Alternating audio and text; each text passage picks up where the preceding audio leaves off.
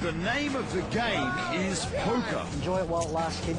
And now the sensation sweeping the world has arrived. The Asia Pacific Poker Tour.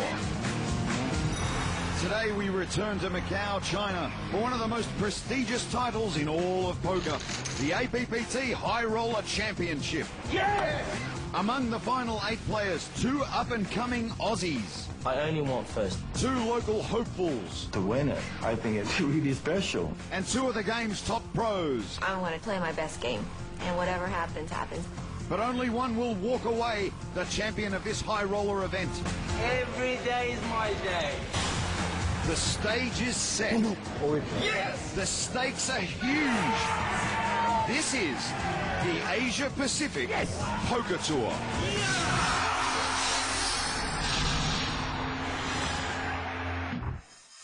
Welcome back to Macau, the gaming capital of the world. I'm Paul Curry alongside one of the greats of the game, Daniel Negreanu, and we are here again at the Grand Waldo Hotel and Casino, the scene of poker history. Last time we saw Din Lee take down China's first major poker tournament. Now the stakes have been raised even higher. This time it's the high roller event.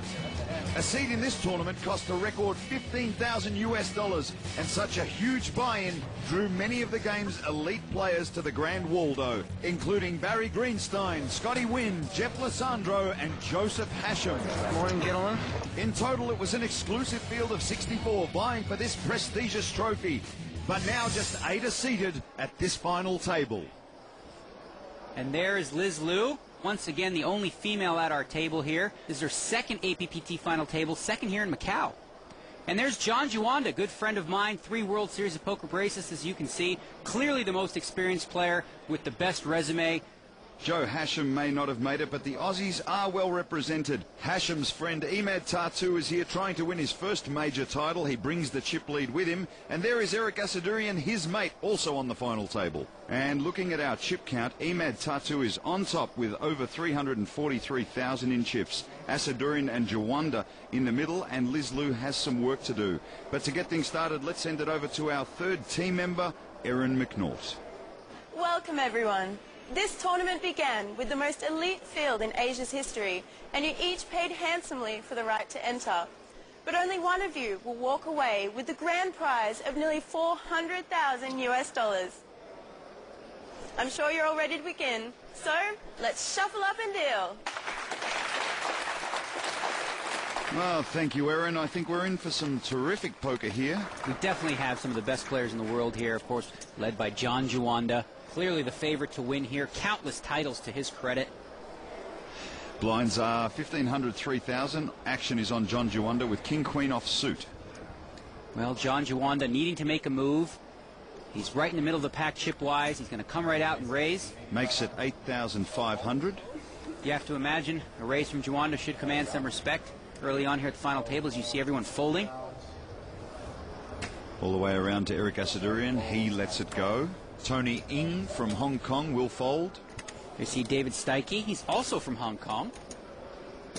Looks down at ace-8 of clubs. Wouldn't call those steady hands. Trembling in the face of a raise from John Juanda. And he calls. So there are 2 to the flop. And the flop is 8-4 deuce. Well, that's a great flop for Steike. He's flopped top pair with an ace kicker. Juanda misses.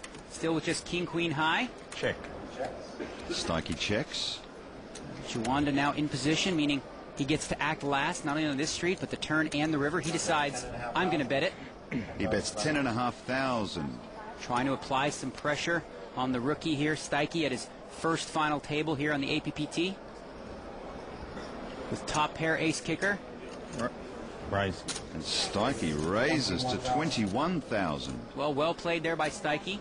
Trying to protect his pair of eights. Put the pressure back on John Juanda to make a decision. Looks as though Juanda's thinking about possibly making a move here, trying to figure out the novice player.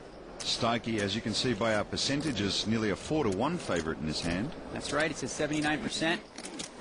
Juanda, if he makes this call, would be only doing so to make a move, maybe on the turn by trying to bluff somehow, but Nope. And Jawanda lets it go. So David Steike, the new guy, takes the first pot from the most experienced player at the table. Well, Jawanda didn't really do anything wrong there. He raised coming in with King-Queen and made what's called a continuation bet after the flop. But hey, nothing you can do when your opponent hits top pair and an ace kicker, and that's exactly what Steike did there.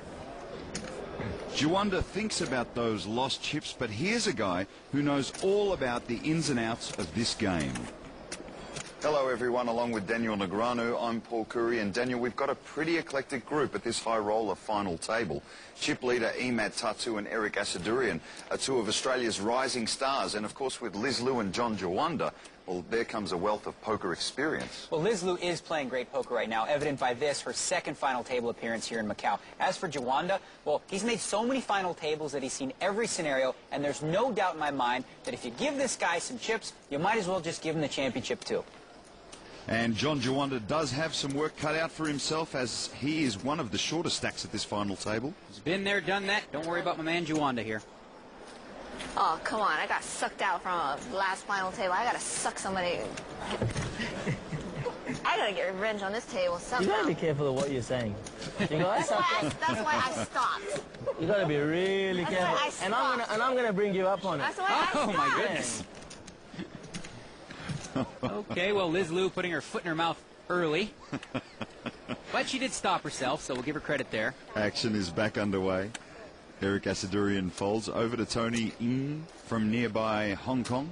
Looks down at pocket fours. He's the elder statesman at this table at 52 years of age. And he makes it 7,000. Putting some pressure on the blinds. Remember now, the blinds are both force bets, the small and big blind. They're there to help create action. Jawanda folds Jack-4 offsuit. Jawanda really wanting to rebound after losing that pot early, but not with a hand like Jack-4 offsuit for sure. Around to Ep03, he lets it go. And we are around to Liz Liu. She's here in the big blind.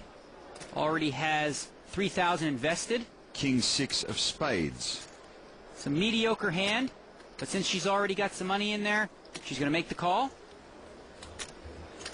So it's King-6 of spades for Liz Liu and Tony Ng with fours. And the flop, ace, king, queen. So this gives Liz Liu the best hand. She has a pair of kings, but has to worry a little bit about the flop having an ace on it. Also a couple other high cards with the king and queen. And she checks.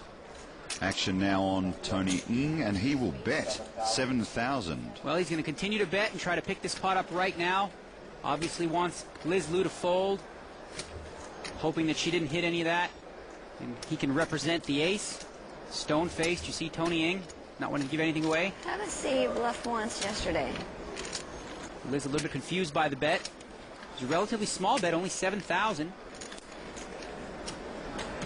Wow. Looks like Liz doesn't like it. She's going to fold. She will fold the best hand. Yeah, I don't know if I would have folded on the flop. I think for 7,000, maybe she could have called on the flop and then seen if Tony Ng had the guts to fire through on the turn, which, well, I know Tony Ng has the guts, but you got to make him do it. Darn it. She didn't like that ace. Was happy to hit that king, but certainly didn't like the ace in front of it. So John Jawanda took a hit in the first hand, and now Liz Liu, the two most experienced players, are off to a tough start.